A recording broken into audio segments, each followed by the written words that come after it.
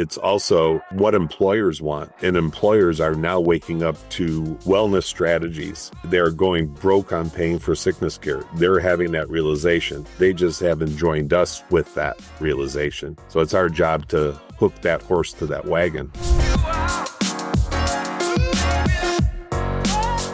Hey everybody, as promised, I'm here with Dr. Don Reno. Don has been heavily invested and integral in a lot of what's gone on with chiropractic, not only in the state of Michigan, but far beyond that with his involvement in the Chiropractic Future Strategic Plan. We're going to dive into that and much more on today's episode. Don, I appreciate you coming on and chatting today. Oh, I'm honored to be with you. Thank you for having me. It is my pleasure. So you reached out to me a few weeks ago. I did a little bit of research on you, and man, you have a long history of really being involved in this profession for a long period of time. I tip my hat to you for that because we need people doing those things. And one of the items that you said you're putting a lot of focus in today is the Chiropractic Future Strategic Plan. A lot of words there. I think there's some docs who have heard of that, maybe some docs who haven't. Let's pick it up right there. What is the Chiropractic Future Strategic Plan in a nutshell? Well, I'd like to say that the strategic plan started on a lounge chair with a very good friend of mine, Dr. Tom Clapp, a number of years ago, but we can't take that credit. We recognize the fact that other professions have strategically planned. Some specifics in our conversation was really that the physical therapist had a strategic plan that was launched, and they got very strategic, and they did very well in all 50 states. Yeah. To bring it forward to 2019 at Chiro Congress at that point, we got together a group of people, which included all of the associations in the profession, and we began to actually strategize in work groups. And moving forward, we surveyed the profession, received over 4,000 responses to a survey to primarily triage what the concerns are of the rank and file chiropractor and how we can serve not only the profession better, but serve the world better. Okay. So strategy works, and a cohesive strategy amongst different groups is really, really important in my mind. Yeah, I agree with that wholeheartedly. So let's keep digging a little bit on this. What's kind of the goal? I guess overarching, having a plan is one thing, actioning it is another. When you think about where that first conversation was and where things are at today, how has the goal of the strategic plan evolved over time? Well, I think we've gone through some wins and we've had some challenges. I'd say the overarching goal is harmony in the profession. Okay. Open ears, open conversation, and being receptive to discussion, not feeling like we're an association that has all the answers, and we're not even an association. We don't have members. We are strictly run on donations and gifts in kind. So I think the overarching idea is to bring the profession together in a harmonious way without firing in, I should say, and looking at the outside challenges. And that sounds like a tough challenge. So from your perspective, how has that gone? And I'll just ask a direct question that probably some docs listening are thinking. Is this a political thing? Is this a not political thing? How does that sit with you? I would say it's not political. Sometimes there's a tendency for others to politicize any other organization and make comments about that, but we're not political. I mean, I do chair the governmental affairs work group. That sounds like politics. Well, it really isn't. It's to give our profession an opportunity. In this most recent Chiro Congress annual meeting, we had our second annual legislative forum for the entire profession. And we wanted to boil down what we think one item is that we need to focus on in all the state associations. It's parity. So I mean, without getting into a room, there's a lot of subjects we could quarrel about, but why do we need to quarrel? Why don't we bring together something in a coalesced idea so that we can move it forward? Yeah, I like that idea. So you mentioned parity. I'm sure there are a variety of aspects of the strategic plan. I'll ask you to cherry pick a few. What are some aspects of the strategic plan that get you the most excited? Well, I just think that the presence of different organizations within the leadership board and amongst the work groups, I'm at a loss for how many work group members there are. There are 14 work group members on the GA work group, all the way from legal. We have lawyers that are on. We have people who are currently in practice. We have college college professors. So we've got a really, really interesting mixed group. And that's also, some of them are members of the different national associations. So it's really an interesting dynamic where we can come together and just discuss issues. And a couple of things that we have solved. How about giving the profession an overview of what's going on from state to state? And we've masterfully designed something called the Legislative Hub, which is housed on our own website. And you can get a snapshot of what's going on in all 50 states. What can you do? What can't you do? And that presents, obviously, an opportunity to look at legislative strategy, or even look for a state you want to practice in.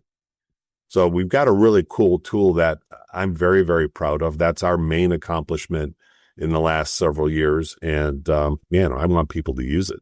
That's cool. We will be sure to drop a link down below. Website is chiropracticfuture.org, but we'll link to exactly the tool and resource that you mentioned. You also mentioned you're involved in the government affairs sector, shall I say, of the strategic plan. What does that mean? Yeah, how does that work? What does it mean? I hear that, and I probably have some assumption. Does that mean you're going to Capitol Hill? Does that mean you're writing letters? Does that mean you're designing what is going to be done by doing those things? What does it mean, and how does it work? Well, I think it does present a future opportunity for working on drafting legislative language. We have not done that. We have obviously looked at parity issues. I would point people in a direction of resources. Florida's done masterful work in their parity laws. Nevada just recently completed a parity bill that puts chiropractors right where they should be in their payment scheme. The other element is that out of our work group, we spun the first Super PAC within the chiropractic profession, which gives us the opportunity to go to and actually support our legislators that support chiropractic. And we're uniquely positioned because we are not a membership organization to create that Super PAC. We really are the only organization that was capable of doing that. We cherish that opportunity, and we certainly do love financial support in that area. Yeah, that makes sense to me.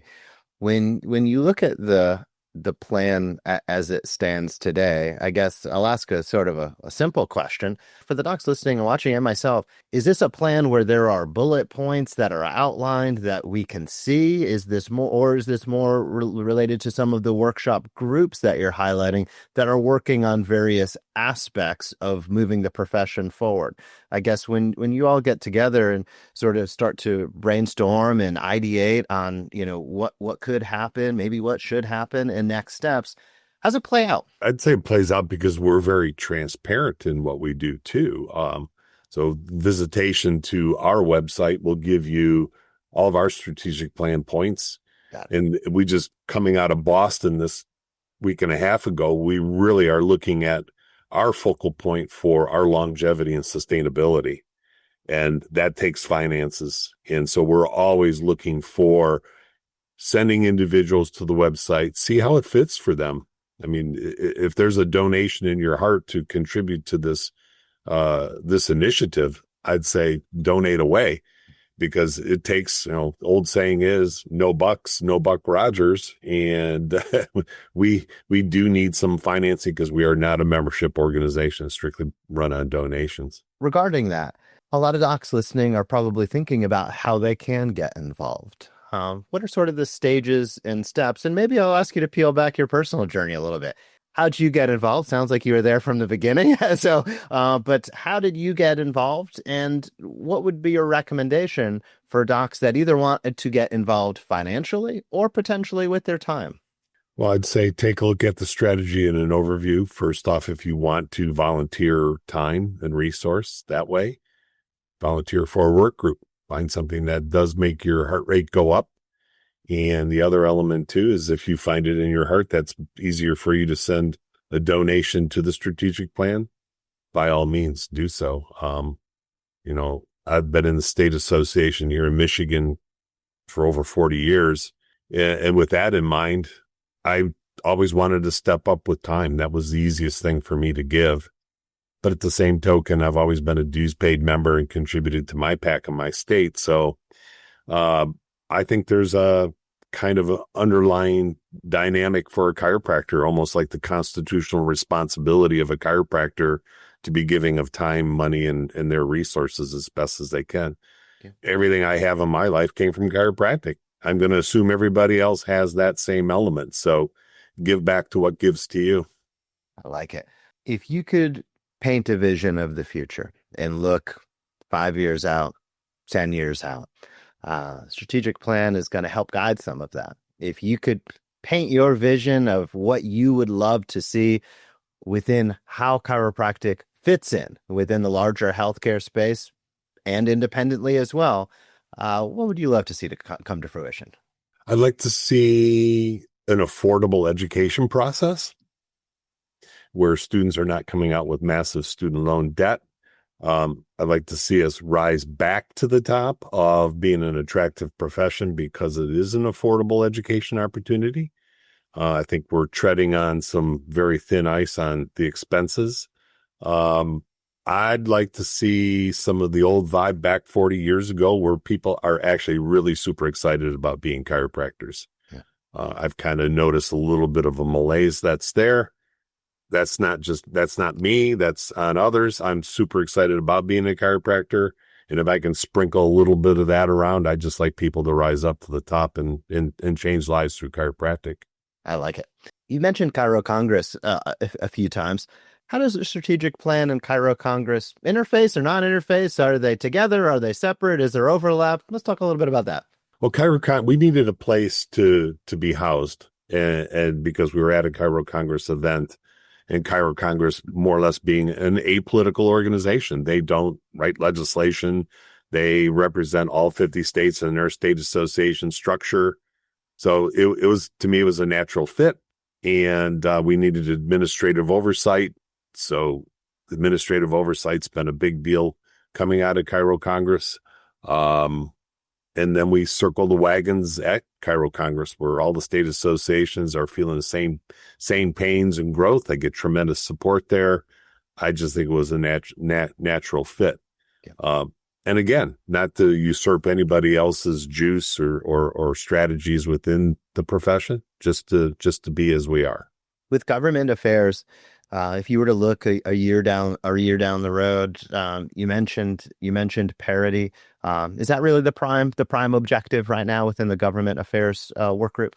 Yeah, I think our second legislative forum, we birthed that in Denver last year, and then this year coming together, it really gave the states associations the opportunity to look at what they need, and we need payment parity. Obviously, Medicare reform is a huge issue. There are bills. I think the national associations have done a masterful job of not stepping on each other's toes and keeping that alive. I know there's really good activity in the new administration. The Make America Healthy, again, is a good strategy. We are just looking for ways that we're going to fit in with that, not necessarily driving an initiative with the administration, but to look at how can we support you. They're going through massive changes and massive discussion, and we see that all in the press. But the bottom line is how can we help them, because we're not really in a position to mandate anything. I'd love to continue to dig a little bit on parity. This is something that I know all of us have heard this word, but I'm even a little bit cloudy on from time to time. Does this just mean that what an MD gets for a code, a chiro should get for the same code? What does it actually mean when you break it down, and what do docs need to know regarding that?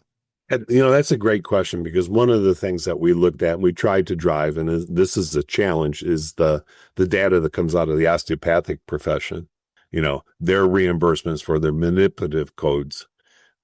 We have our own chiropractic codes. So What's the disparity there? And we need information. So if you go down the street and call up your friendly neighboring osteopath and say, hey, give me some de-identified EOBs so I can see what you guys are, the payment patterns are for you, that's pretty hard to get your hands on. I'm not saying it's impossible, but we just face a serious disparity in the amount of payment that we receive. And if you took it away from codes, what about low back pain? How can the guy down the street that has their educational background get paid more than me? Right. It's ridiculous. It's really a public health threat for that to occur. It keeps people out of our offices and probably in a little bit more pharmaceutical harm's way that we really need to address and take care of. We got to make the legislators wake them up. I guess the difference, the non-parity, should I say, is this something that pretty much affects every insurance company? I mean, are you know, I don't mean to have you call people out here, but is this something that is just like, this is everywhere, everything, or are there some that there is parity and others there's great discrepancy? How does that actually work from what you've seen? Well, from what I've seen is that it's always dies in the negotiation process. We are not negotiating with payers. Payers are not interested in negotiating with us, so they keep us pigeonholed where we are. And it's not just a data-driven, outcomes-based situation. It's also what employers want. And employers are now waking up to wellness strategies. They're going broke on paying for sickness care. They're having that realization. They just haven't joined us with that realization. So it's our job to hook that horse to that wagon. And when you speak of negotiation, I've always felt that this is, again, like just totally opaque in my mind. Like, is this like I'm just going into an office and talking to a CEO? Is this always led by national organizations doing that negotiate? Like, how does that actually work?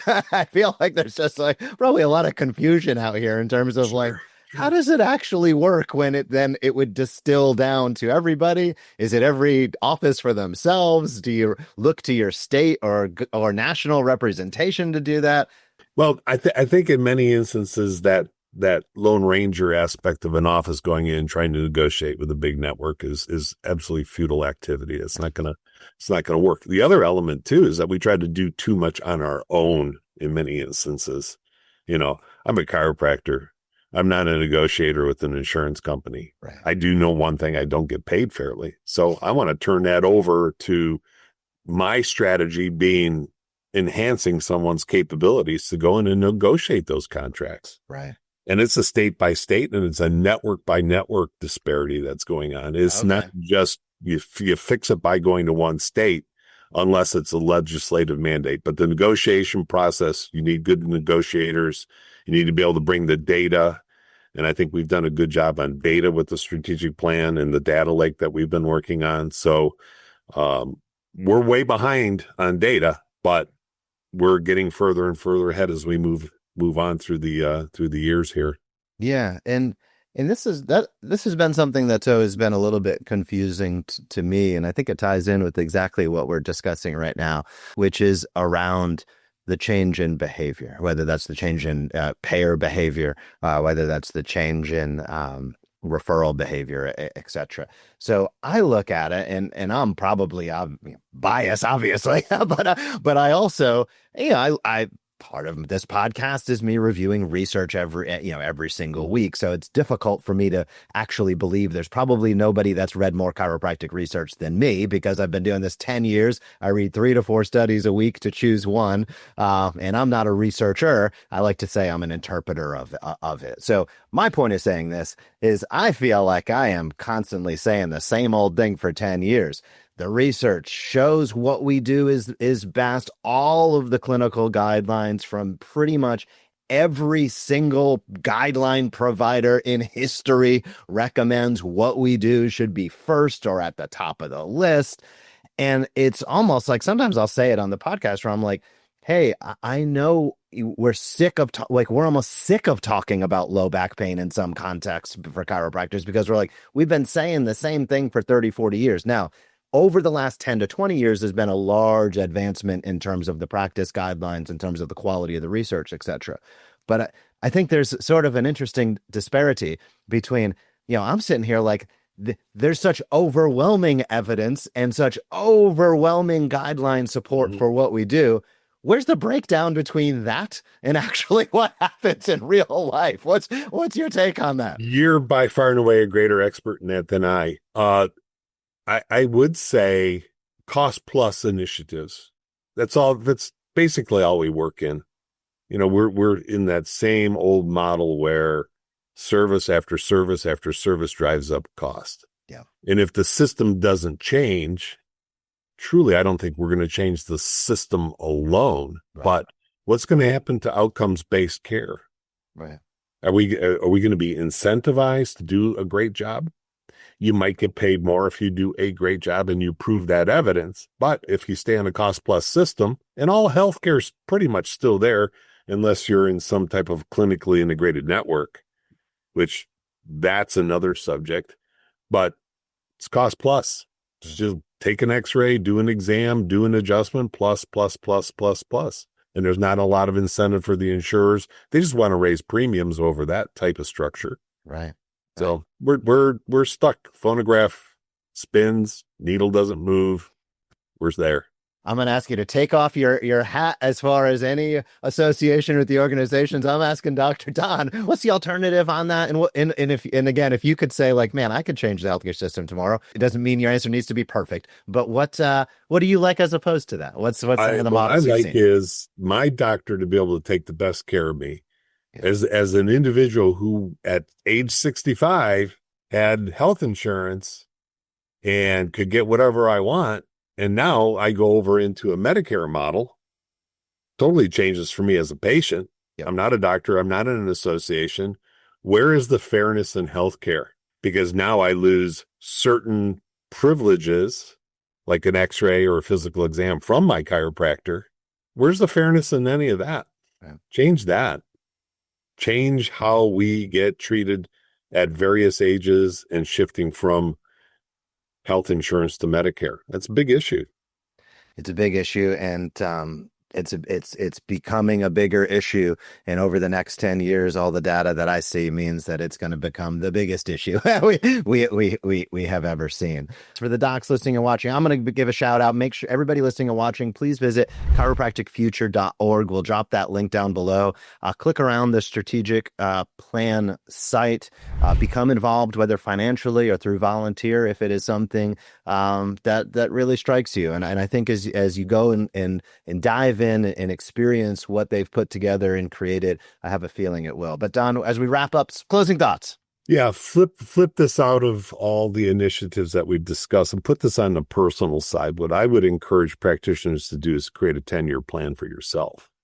I know many times that I get a chance to go out, came back from Boston. I love flying on airplanes. There's not a lot of communication going on with me. My cell phone, it's put away. I pull out my little journal and wrote out my 10-year plan. I've been in practice for 40 years. I got a 10-year plan. However that's going to look, it's in that little book. And I close that book and open it up in 6 months and start to see how it's already starting to develop. So set the intention for yourself. Take yourself wherever you think you want to go and change lives. Love it. Great closing wisdom. Thank you, Don. I appreciate it. You're welcome. Thanks so much for checking out that interview. If you liked it, we have plenty more available. You can check out the next interview right here.